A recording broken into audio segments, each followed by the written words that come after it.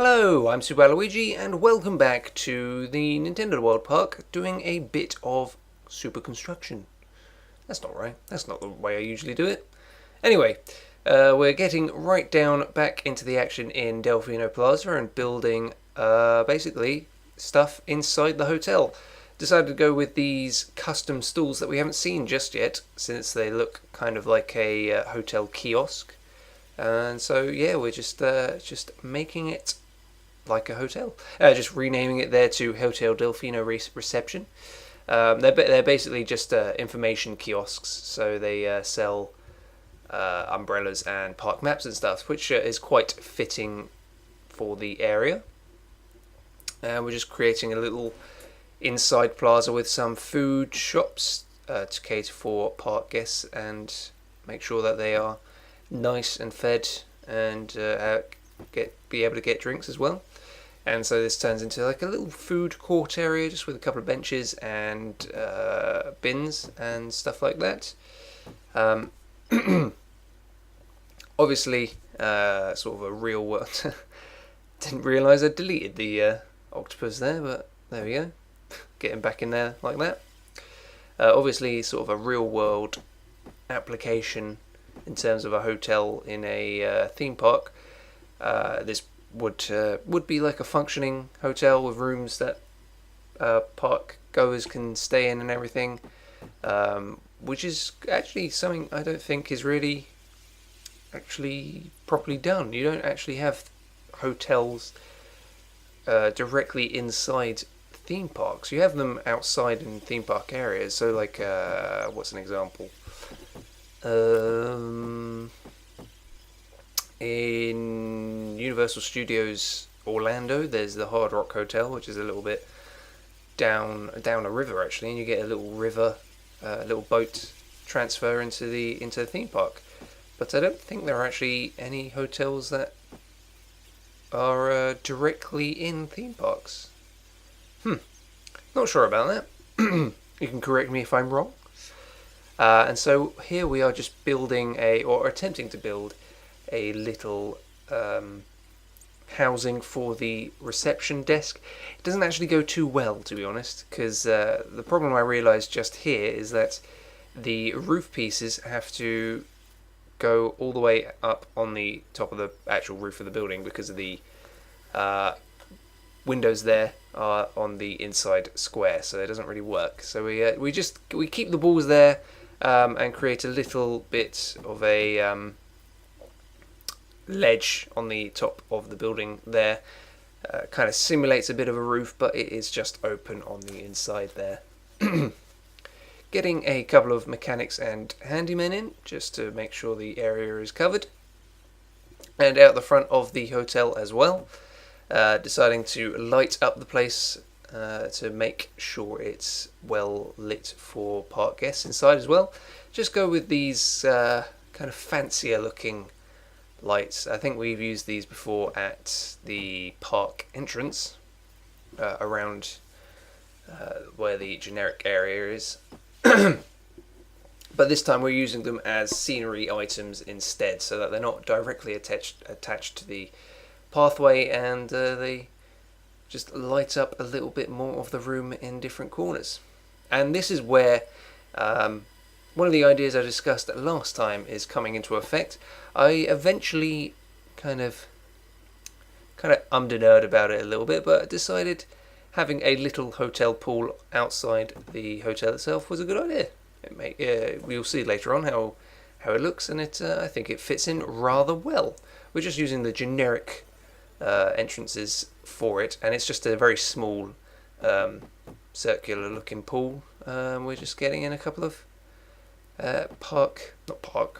pool accessories to go along with it, like a couple of sun loungers, and we're making it a bit of a spa area on the corner there with the hot tubs, and a couple of more sunbeds as well. Obviously we need to light the place, so we're just getting a couple of those lights and a couple of showers at the entrance of the pool as well. And that's literally it. That is how small the little pool is. It just makes it give a nice bit of detail. Changing it to Delfino Hotel and Spa, which seemed quite fitting. Now here I wanted to do a little kind of entranceway around the entrance to the pool itself, but it didn't really fit in, so decided against that. Just changing up the colours to a more reception-like front desk, and on the other one as well. There we go. Not entirely sure how the entrance to Delfino Plaza will look on the right there next to the pool.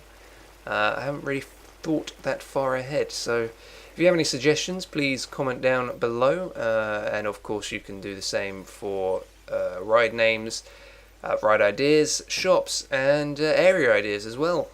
Whatever you would like to see. It's also quite funny to realise, just even at this point in the park, we've barely touched much of the area that we have to fill. We're still in the Mushroom Kingdom area, even though it is Delfino Island from a different area altogether.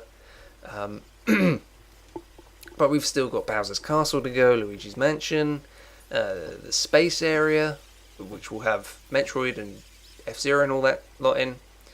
And there's that little corner at the back.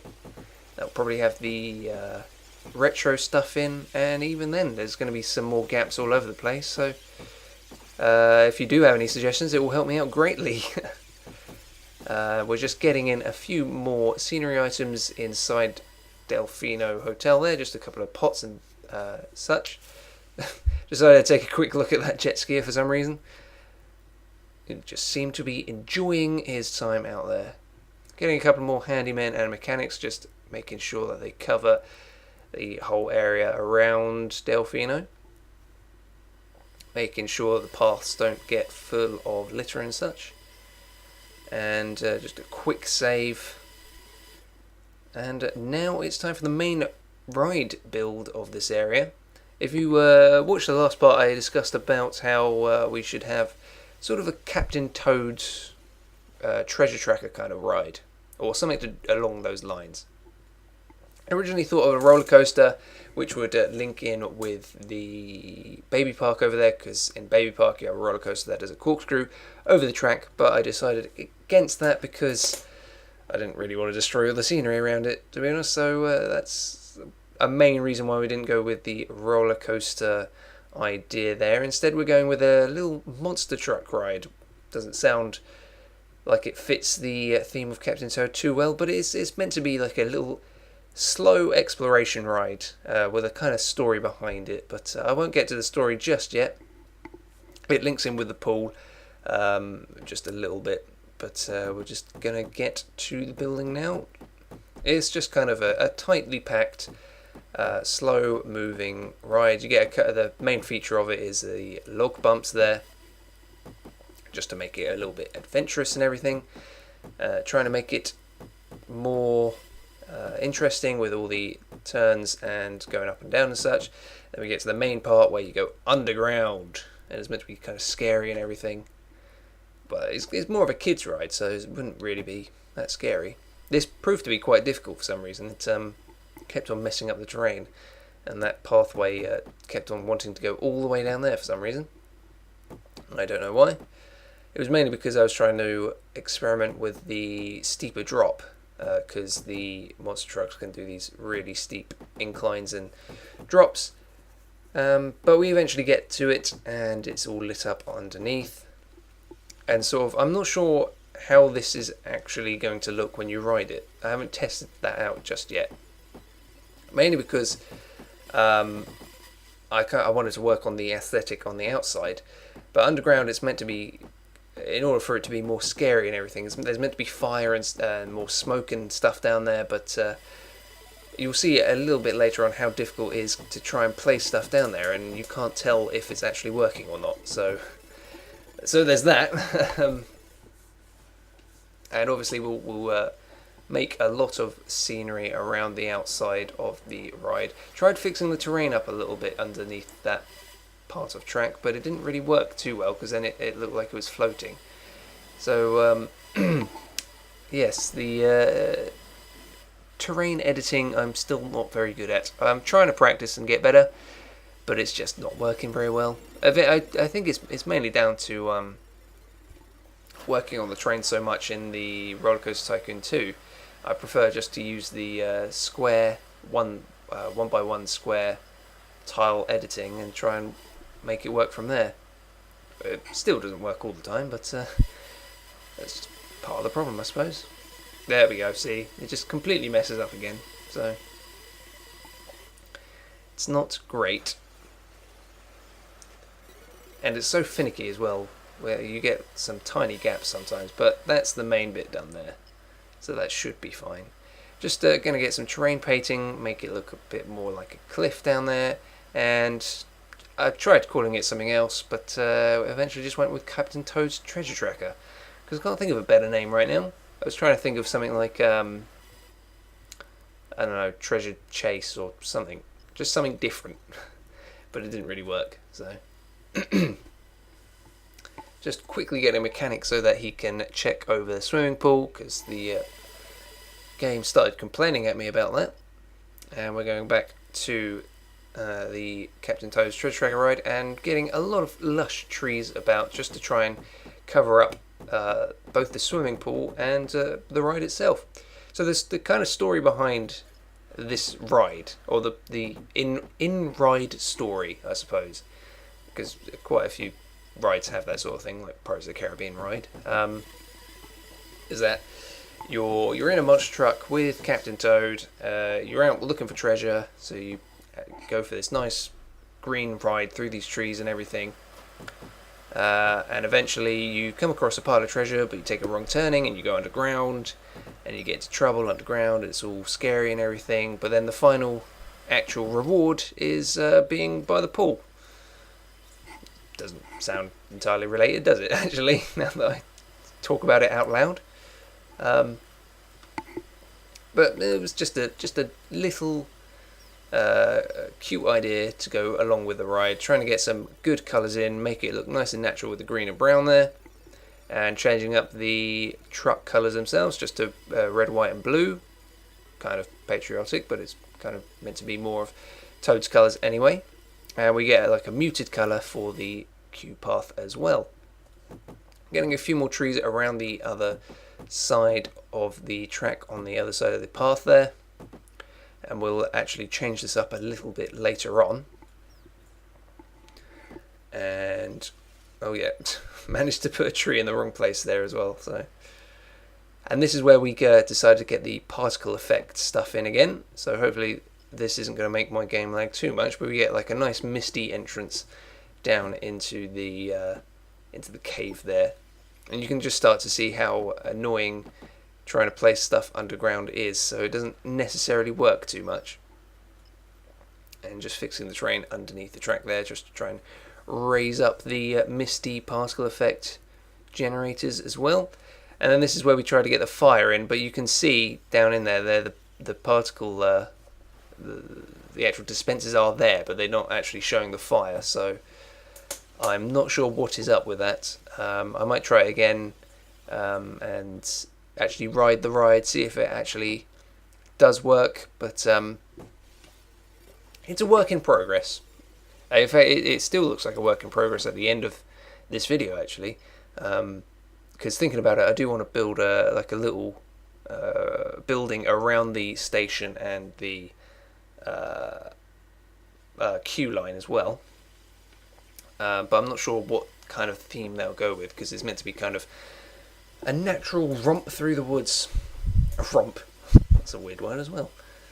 We're just finding a little like cave entrance piece of scenery. It's just a piece of rock which does fit in quite well, and we do the same on the other side. A little bit more this was a little bit more finicky, because I wasn't entirely sure how it would work. I mean, they still look like they're floating a little bit, and I can't get the rock sides down any further, so that's a little bit annoying. It's quite dark again, but you can see just how well the particle generators down at the bottom there work. Especially at night, they look pretty good. So, and this is where we get just one of the piles of treasure in, and this is sort of what drives you to go down into the cave there. Just making it nice and interesting with a load of rocks around the edge as well. And we're going to try and block off the edge of that pathway with some hedges, but it doesn't work for some reason, which is quite annoying. So part guests would fall down in there, but I do come up with a solution in just a moment. We're just going to get some more hedges on the sides of the paths, and we get back in that rock entrance and just put it on the top there, and it blends in quite well. And that is that. That is Hotel Delfino built up a little bit more with its swimming pool, and Captain Toad's treasure track as well. We're going to do some more work on that later on as well. But yeah, thanks for watching. Bye.